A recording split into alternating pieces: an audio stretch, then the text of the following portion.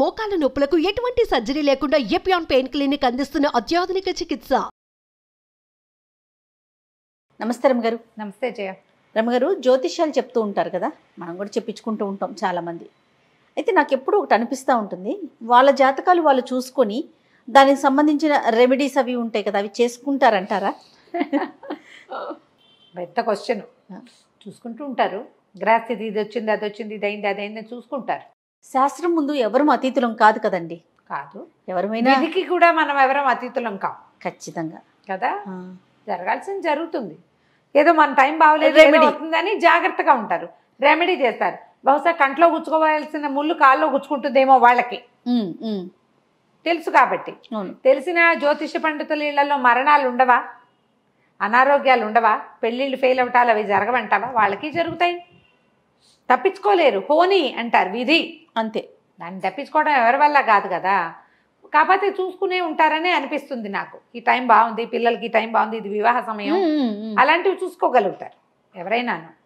దీని మీద ఒక మంచి కథ ఉంది, వాళ్ళ సరదాగా ఉంది. ఓకే. దినదిన గండ కథ పేరు. దినదిన గండం నూరేళ్ళ ఆయుష. దినదినము గండమే కొంతమందితోటి. అలాంటిది పూర్వము ఒక రాజుగారు ఉండేవారు. ఈయన పేరు ఏం చెప్పుకుందాం, ఒక రాజవర్మ అనుకుందాం. పేర్లు మర్చిపోయాయి, చాలా రోజులైంది చదివి. ఈ రాజవర్మ గారు మహాకఠినుడు. ఆయనకి ఏది తోస్తే అది అయిపోవాలి, ఎలాగంటే అలాగా. ఆయన ఏదైనా ఒక మాట అడిగి పైగా ప్రథమ కోపి ఆయన. అంటే కోపం వస్తుంది, ముందు కోపం వస్తుంది, తర్వాత కత్తికి పని చెప్తాడు, ఆ తర్వాత ఆలోచిస్తాడు. చాలా మందిని చంపేశాక వాళ్ళు అయ్యో వీళ్ళు నిర్దోషులు అని తెలిసేది. అయిపోయింది అయిపోయింది నేను రాజుని అనుకునేవాడు. అయితే ఈయనకి సమయజ్ఞుడని ఒక జ్యోతిష పండితుడు ఉండేవాడు ఆయన ఆస్థానంలో. ఓకే. ఆయన అంటే భలే ఇష్టం ఆయనకి. ప్రతి పనికి ఏమండి సమయజ్ఞుడు గారు ఎలా ఉంది మన పరిస్థితి అని అడిగేవాడు. ఆయన ఏదో లెక్కెట్టి బాగుంది ప్రభు చెయ్యండి అనేవాడు, చేసేసేవాడు. ఈయన చెయ్యొద్దు అంటే ఆయన కోపం వస్తుందని భయంగా ఉండేది.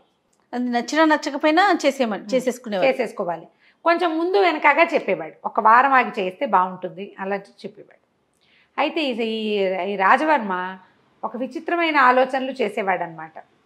పక్క దేశపు రాజు ఆయనతోటి కొంచెం ఫ్రెండ్షిప్ ఉండేది, కానీ ఆ దేశాన్ని, ఆ చిన్న ఊరిని ఆక్రమించేసేయాలని ఈయన కోరిక, పక్క రాజ్యాన్ని. దానికి ఈజీ మెథడ్ ఏంటంటే, వాళ్ళతోటి ఫైటింగ్ చేయడం మన వల్ల కాదు.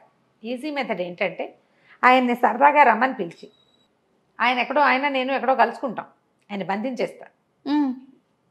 రాజు దొరికిపోయాక ఇంకేముంది అని ఒక ఊహ చేశాడు. తను గెలవలేడు, గెలవడం తన వల్ల సైనిక బలం ఎక్కువ. ఓకే. పైగా వాళ్ళకి దూరదర్శి అని ఒక మంత్రి ఉన్నాడు, వాడు మహా తెలివిగలవాడు ఆయన.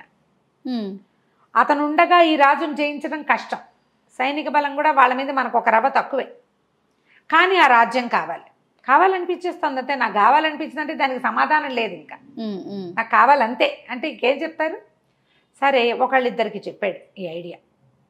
మనం ఆ పక్క రాజ్యపు రాజు సూరసేనుడిని అడవికి పిలుద్దాం వేటకి, మృగయా వ్యసనం ఉంటుంది అందరికీ కూడా, మృగయా వినోదానికి పిలుద్దాము, ఆయన చిన్న సైన్యంతో వస్తాడు, ఆయన్ని బంధించేద్దాం అని చెప్పి ఈ సమయజ్ఞుడిని ప్రశ్న అడిగాడు. ఈ సమయజ్ఞుడికి నో అంటం అలవాట్లేదు, చెయ్యండి అంటమే. శాశ్వతగా చెయ్యండి ప్రభు అన్నాడు. ఈయన రెడీ అయిపోయాడు. ఉత్తరం రాశారు. ఉత్తరం రాసి ఆ దీర్ఘదర్శి ఉన్నాడుగా, దూరదర్శి ఆయన ఏమనుకున్నాడు, ఎప్పుడు దీనికి పిలవలేదే, పైగా ఏదో ఎక్కడికో నువ్వు నేను వెళ్ళినప్పుడు అక్కడెక్కడో మనం కలుసుకోవటం వేరు, పనిమాల కలుసుకోవడానికి చిన్న సైన్యంతో ఎందుకు పిలుస్తున్నాడు. ఇప్పుడు ఈయన అడవికి వెళ్ళాడు, ఆయన అడవికి వచ్చాడు, హర్రే మీరా వచ్చారా అంటే సరిపోతుంది. అంతేగాని నువ్వు మృగ వినోదం కోసం రా అని ప్రత్యేకంగా ఒక రాజుని ఇంకో రాజు ఎందుకు పిలుస్తాడు. ఇందులో ఏదో లొసుగుందని ఆయన ఏం చేశాడు, పెద్ద సైన్యాన్ని పంపించాడు. వీళ్ళకి తెలీదు, వీళ్ళు ఎదురుపడి ఆయన బంధించగానే ఆ మొత్తం సైన్యం అంతా వీళ్ళ మీద పడి చిత కొట్టేశారు. కొట్టేసి ఈయన్ని కట్టేశారు. సరదాగా చేశానని చెప్పలేకపోయాడు, సరదాగా చేశామని ఎట చెప్తాడు. అదే కదా. అక్కడి నుంచి నానాగోల అయింది, చాలా బతిమలాడి మీ జోలికి రాను, ఇంకెప్పుడు రాను అని చాలా బతిమలాడుకున్న మీదట ఆయన స్నేహంగా ఉత్తరం రాసి బంధించామన్న పేరు మనకి లేకుండా ఉంటుంది, మన ఊళ్ళో ఎలా చెప్పుకున్నా వీళ్ళ ఊళ్ళో అట్టాగే చెప్పుకుంటారు, వదిలేద్దామని ఈయన వదిలేశాడు. ఈ రాజవర్మ వదలబడ్డాడు. కానీ ఆయన ఒళ్ళు మండిపోయింది. వాడు వదిలేసినందుకు కాదు, సమయజ్ఞుడు తనకి తప్పుడు ఇది ఇచ్చినందుకు. నేను ప్రశ్నిస్తే వద్దండి ఇప్పుడు మానేయండి అని చెప్పాలి. చెప్పకుండా నన్ను పని అయిపోతుందని నన్ను ఎంకరేజ్ చేశాడు. ఆయన ఇచ్చిన ఇప్పటిదాకా కొన్ని ఎంకరేజ్ చేశాడు, అవన్నీ కుదిరినాయి, నేను నమ్మాను. నన్ను నమ్మించి పంపించాడు.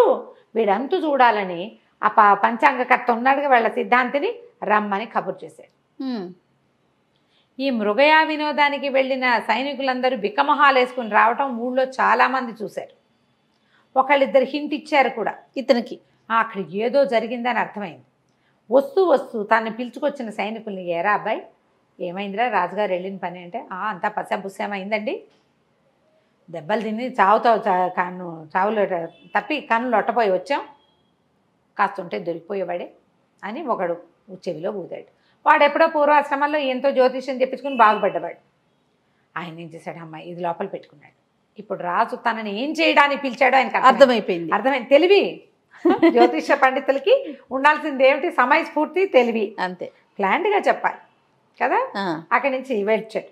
వచ్చిన తర్వాత ఆ రాజుగారు రా సమయజ్ఞుడు ఎలా ఉన్నావు ఏమిటి అని చెప్పి కూర్చోండి అని కూర్చోబెట్టాక, ఏమండి సమయజ్ఞుడు గారు మీరు ఎప్పుడూ నాకు జాతకం చూస్తారు, ప్రశ్నలు చెప్తారు కదా, ఏనాడైనా మీ జాతకం మీరు చూసుకున్నారండి అన్నాడు. గుండెల్లో రాయబడింది. అర్థమైంది. చూసుకోకేం ప్రభు, చూసుకుంటూనే ఉంటాం, మాకు తెలియనివా ఇవన్నీ అన్నాడు. అయితే మీకు ఆయుర్దాయం ఎంత ఉందండి అని అడిగాడు. ఈయన లెక్క ప్రకారం ఈయనకి ఇంకో 20 ఏళ్ళు ఉంది.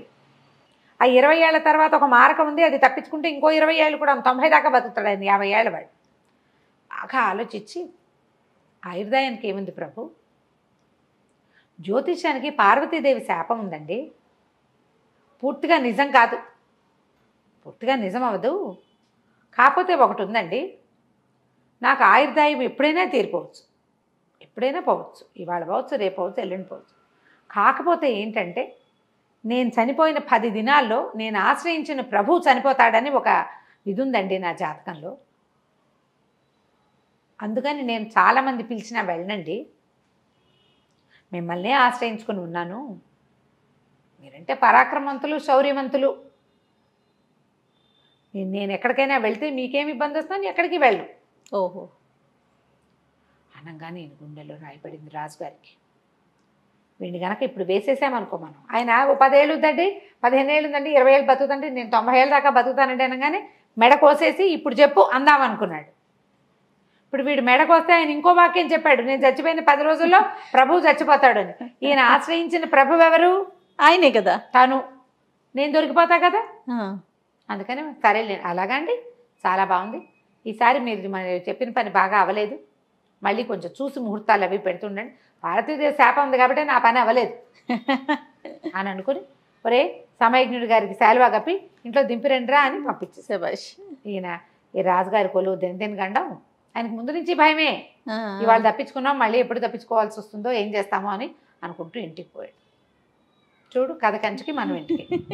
కానీ ఎంత తెలివిగా ఆలోచించాడు చూడు. ఎప్పుడు కూడా అదే, మనమేమో కోటప్పకొండ వెళ్ళామా, చిలక జోస్యం చెప్తున్నారు, మా చిన్న అబ్బాయి పైనుంచి దిగొస్తున్నాడు, వాడు పంచ కట్టుకుని ఒక పెద్ద లాల్చి వేసుకుని ఉన్నాడు, కొంచెం వెయిట్ లిఫ్టింగ్ కదా, దీన్ని చూడంగానే ఆ చిలక జోస్యం వాడు, పెద్ద అధికారంలోకి వస్తావు నాయన నువ్వు అని ఇలా చెప్పాడు.